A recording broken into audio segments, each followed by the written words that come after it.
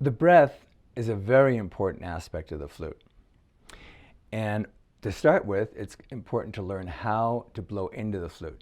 There is a tendency to want to go ahead and wrap your mouth around the flute. Put the whole flute in your mouth and blow. That really doesn't work all that well. The correct way of doing it is to create what they call an embouchure. That's in our instruction book. It explains what it is. But an embouchure basically is a position of your mouth. So the idea is to pretend that you're kissing the flute. You put the flute up against your closed mouth and create a little bit of an opening.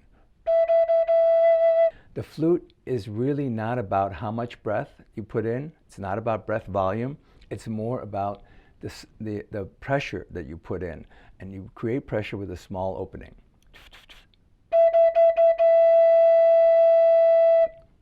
When you start to play the flute in terms of how much pressure to put in, each note has a very specific pressure and air pressure that we use.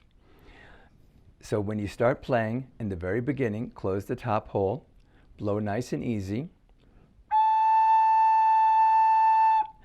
blow a little harder, harder, oh, too hard.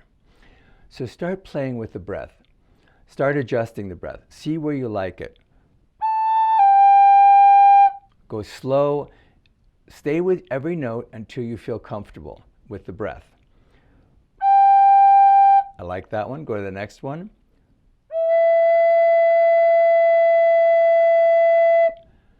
The next one.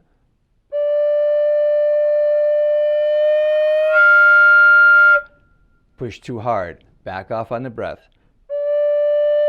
As you go down, each note, you decrease the pressure just a little bit. Because if I blow it just as hard on this note as I would on the first note, it would squeak. So every note takes a little bit less pressure as you go down. Takes a little less pressure on the next one. Then the last hole, that's the most sensitive note. That takes the most breath control because it's very easy to jump to the next octave. If you blow too hard on it,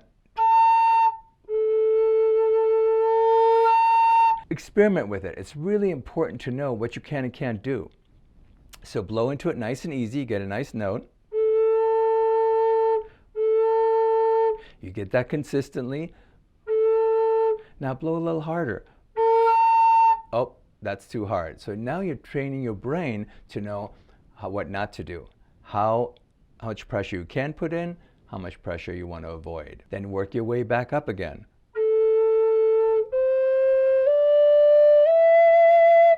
As you go up, it's the opposite. Each note gets a little bit more pressure as you work your way up.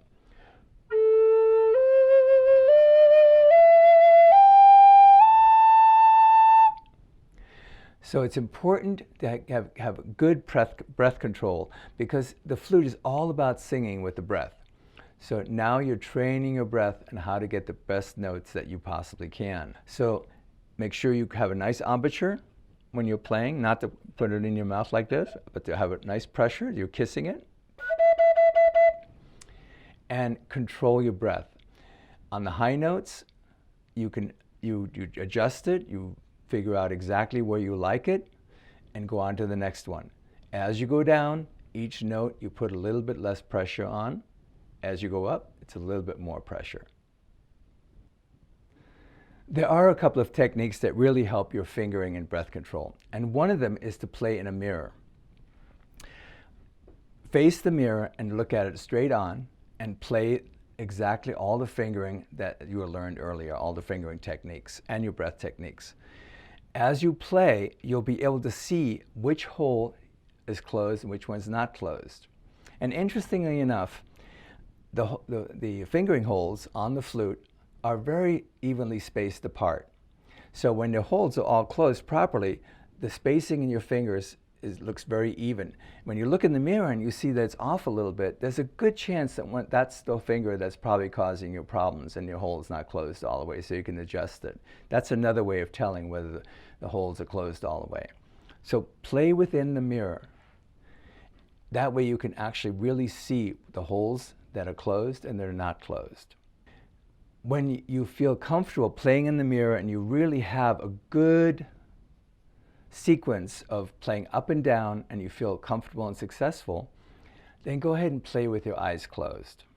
One of the things I learned early on was that when I started to play, I looked down all the time, and I couldn't see the holes anyway, so it wasn't very helpful.